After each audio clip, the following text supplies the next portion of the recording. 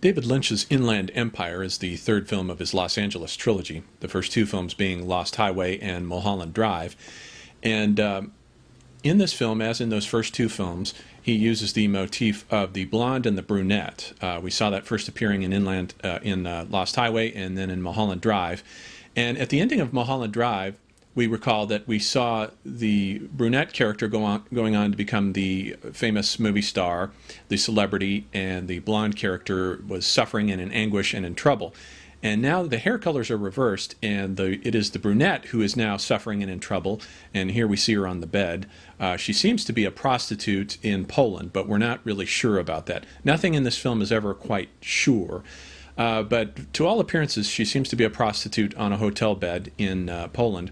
And we'll see who the blonde is in a moment. She's a character named Nikki Grace, played by Laura Dern. Now, the subtitle of the film is A Woman in Trouble. And the woman in trouble is actually not so much the Laura Dern character as it is this brunette prostitute who is in trouble.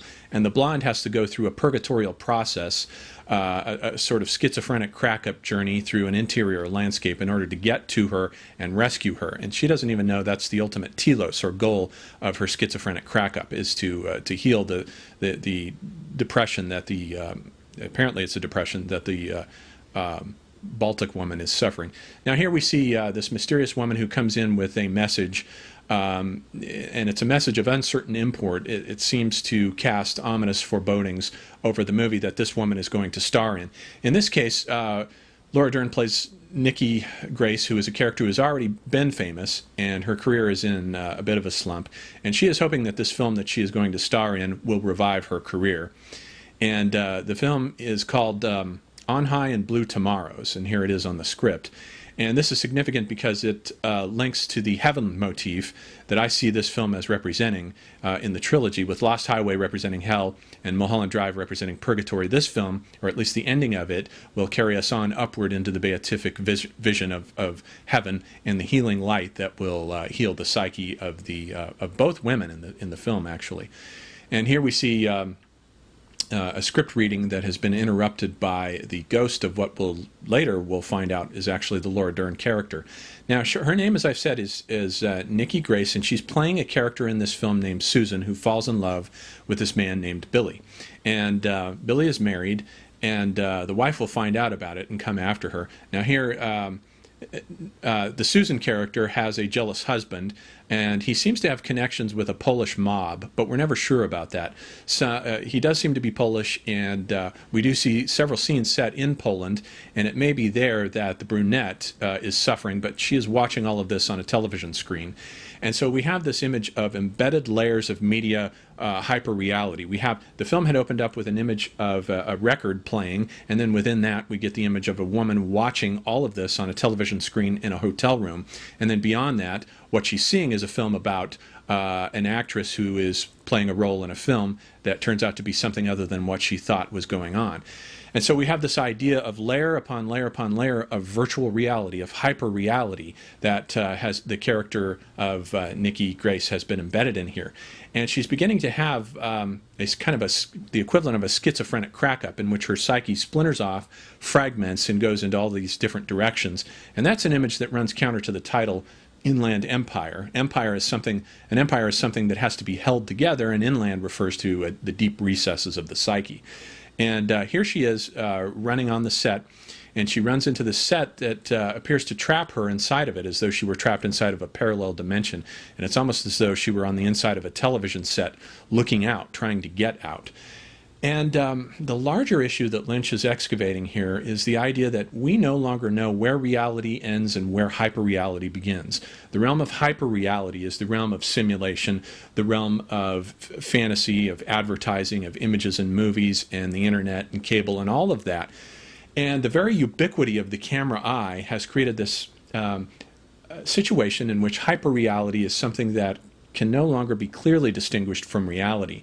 This is the sort of phenomenon of what I call the photoshopping of reality, where No historical event that takes place it can be just what it is, but it has to be gone back and photoshopped with conspiracy theories that revise the event, and so we get all these events taking place, like the the murder of Diana, or whether it was a murder or a car crash, or the JFK and his brother, or even 9/11. Everything is photoshopped in terms of a conspiracy theory, where new elements are added in that weren't really there, and this is the hyper-real situation that we're in right now, where it's very difficult to tell what's real and what isn't. The ubiquity of the camera eye has transformed the entire planet into what the philosopher Jean Baudrillard calls the telemorphosis of reality. The world has been turned into a gigantic television stage in which there are no longer any spectators, only actors. Everyone is an actor.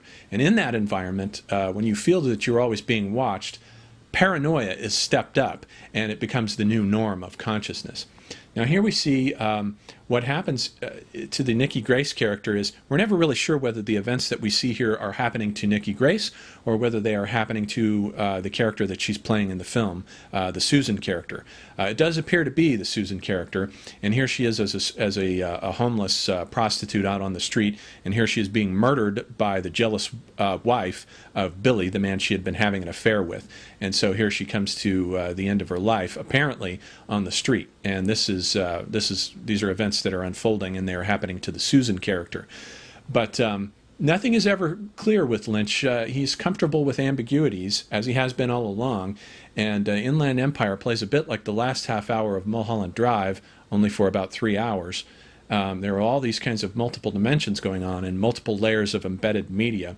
And here the character dies, and or apparently dies. She dies in the film, and as the camera pans back, we see that the entire schizophrenic crack-up process that has happened to her has been precisely the character that she has been playing in this film, On High and Blue Tomorrows.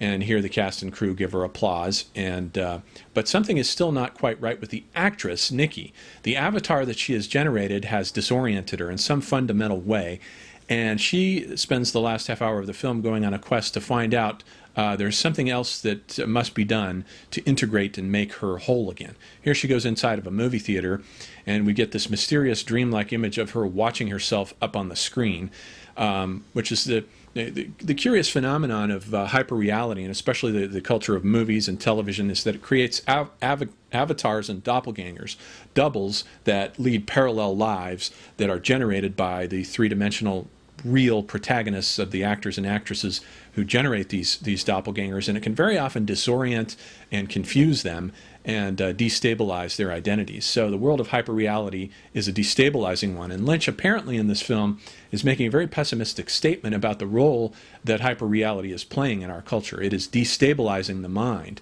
to a point where it can no longer discern what's real and what isn't. The realm of fantasy becomes so interlinked with the realm of reality that you can't tell the difference between either one anymore. Just as, for example, Ronald Reagan was the first president for whom he could not tell the difference either. He would often speak of memories that were not actually memories at all, but were scenes from movies that he had been in. And he was the first sort of president. And that's the kind of phenomena that you get in the world in which we're building, where electronic culture is acting as a neural disruptor, going through and inserting new images everywhere, the photoshopping of reality, as I call it. Now here we reach the end of the film, and we find out that everything that we have been seeing has been indeed this woman who was apparently a prostitute in a hotel on the Baltic Sea in Poland. And she is watching this, and the Laura Dern character, the actress Nikki Grace, is coming to her rescue. And she begins to find out that that has been the goal, the telos of the purgatory that she's been suffering through all along. And now the Lynch shifts gears here with the ending as it begins to move upwards into the beatific realm of a healing vision, and a positive, what had been a negative commentary on the disorienting effects of art and simulation turns into a positive commentary on the power of storytelling and its capacity to heal the fragmented psyche. The woman comes out healed from her depression after she has fantasized this character played by the Laura Dern character, and everything turns out all right, and we begin to move in the end in here to a beatific vision that looks very much almost like the white rose that Dante sees at the end of the Paradiso, and the psyche is healed and made whole again, and Lynch comes through here after all with a positive commentary about